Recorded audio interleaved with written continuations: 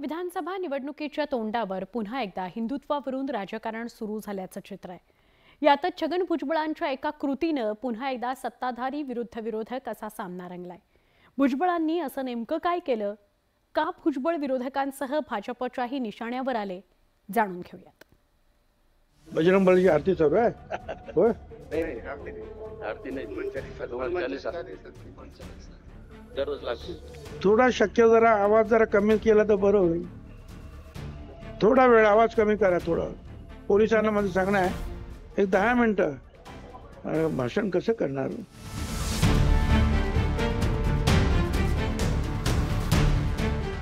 राज्यातील महायुती सरकारमध्ये अन्न व नागरी पुरवठा मंत्री असलेल्या छगन भुजबळांच्या या कृतीनं पुन्हा एकदा हिंदुत्वाची चर्चा सुरू झाली आहे।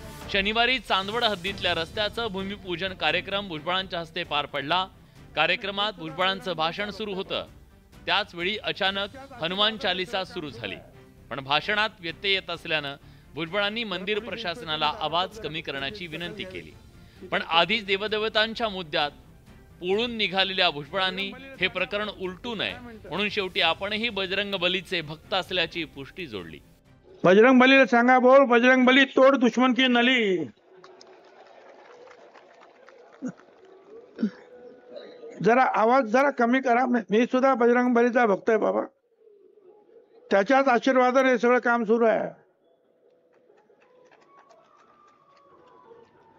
जरा पोलीस इन्स्पेक्टरनी ताबडतोब जरा त्याची दखल घ्यावी, जिथे असतील पोलीस त्यांनी ताबडतोब।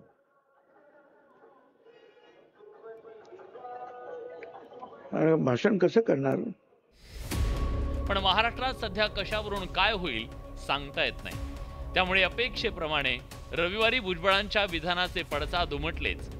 राऊतांनी भुजबळांचा धागा पकडत नवनीत राणांसह भाजपच्या हिंदुत्वाला टोला लगावला, तर भाजप आमदार नितेश राणेंनी भुजबळांच्या कृतीवरून पुन्हा धार्मिक दुजाभावाचा मुद्दा उपस्थित केला।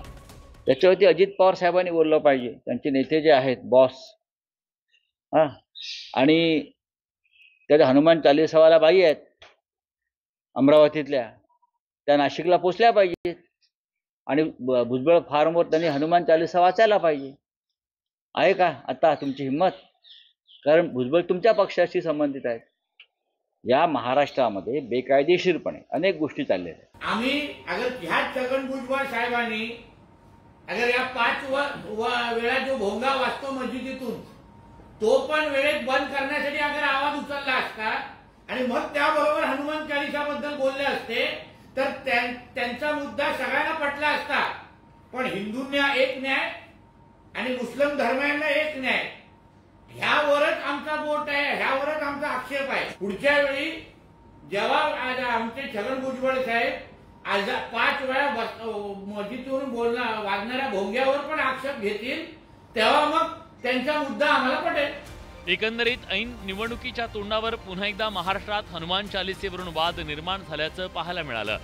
पण यावेळी ठाकरे नव्हे तर सत्ताधारी भुजबळ असल्यानं याचे काय राजकीय पडसाद उमटतात हे पाहणं महत्त्वाचं आहे।